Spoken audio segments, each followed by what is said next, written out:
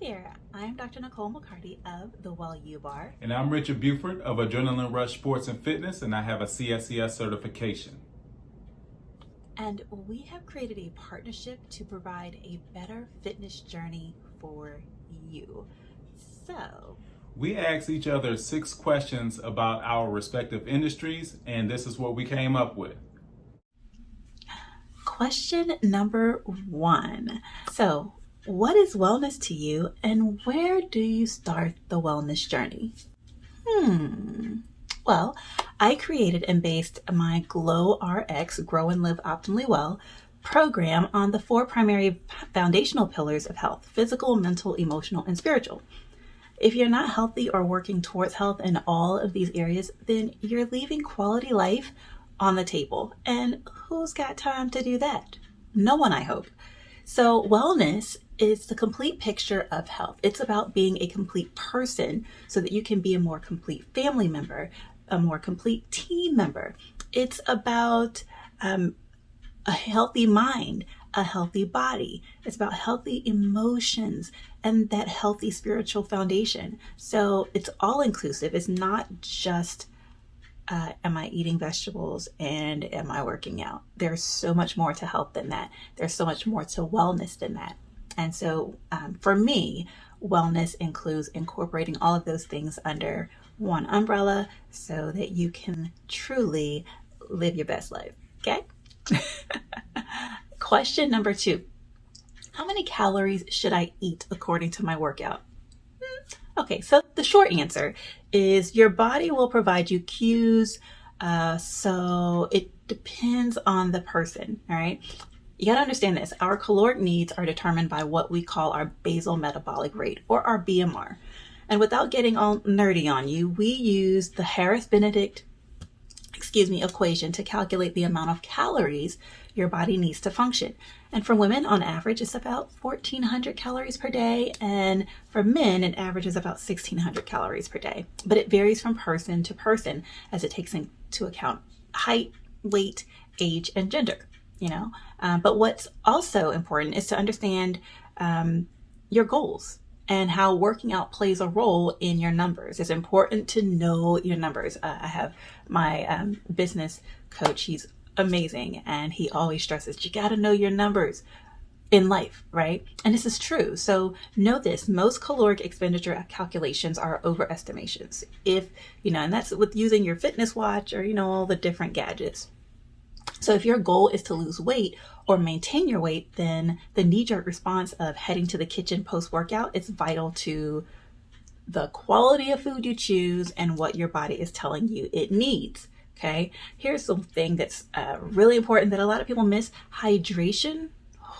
It's super important. And thirst signals can sometimes be misinterpreted for hunger signals. So always drink a glass of water first, then wait about 15-20 minutes and see if that hunger feeling passes.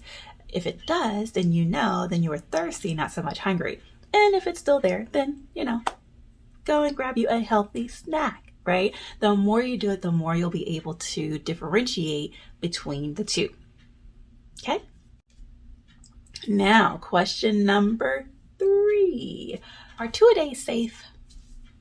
Well, coming from someone who used to be a track and field coach and a girls weightlifting coach in my teaching and coaching days, we did 2-a-days all the time. But 2-a-days are safe if and only if you are in tune with your body and eating and drinking adequately, or if you're under supervision of a coach or a trainer who's paying attention. Where many run into trouble is not hydrating properly or drinking enough of the right fluids and the quality and quantity of food they eat. The most crucial piece is the connection to the body. So allow me to explain. The obvious benefits of 2-a-days are increased training volume, thus you reduce your sedentary time, or the amount of time that you're inactive, right? Chilling on the couch. This can accelerate things like muscle growth, strength gains, etc. But the drawbacks of overtraining are increased injury, which is huge, right? And those are often kind of like on my top of the list when it comes to being concerned about, because injury is horrible. So often two-a-days are done with zero connection to how the body feels and almost a sole connection to what it looks like or the goal that's in mind. So the connection is key. Your connection to your body tells you when enough is enough, when there is room to push, when there's time to rest. A mismanaging of your body's ability often leads to overtraining, which not only taxes your neuromuscular system, but it can also lead to sleep disruptions and organ dysfunctions and affecting your heart and your kidneys and even your immune system. So these are something that you definitely want to pay attention to. So 2-a-day save? Yes, but with qualifications.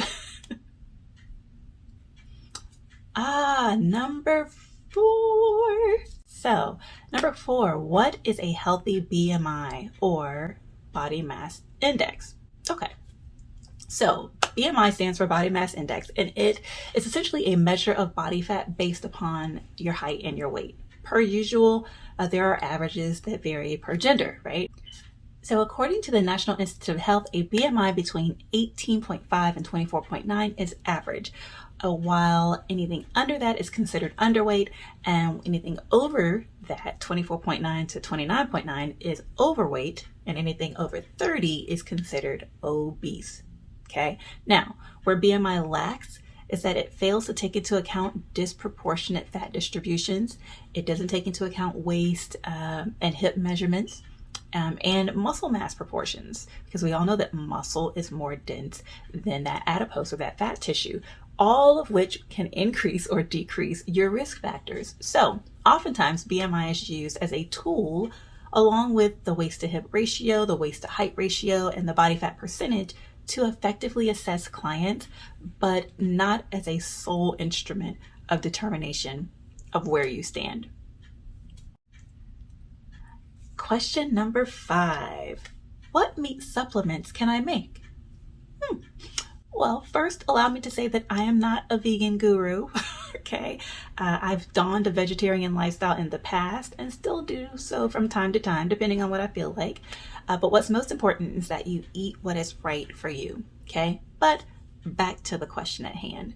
So, popular meat substitutes to provide a quality source of protein include tofu, tempeh, and edamame, all of which come from soybean, very versatile item.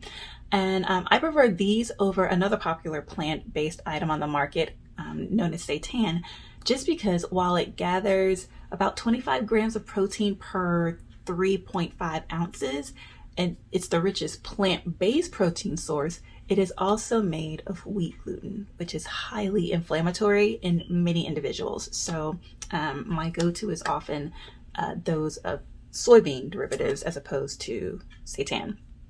But soybeans offer a whole source of protein as well, and different forms of consumption, which is fun. So we also have chickpeas. Chickpeas are another option, and various other beans for that matter, and they offer great sources of protein and can be molded into almost anything when mashed, seasoned, and prepped properly.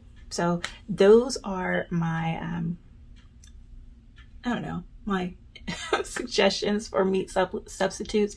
Ultimately, it's really, really important that you decide what is best for you and what that looks like. And it may look like, meatless Mondays. It may look like being vegetarian. It may look like being vegan.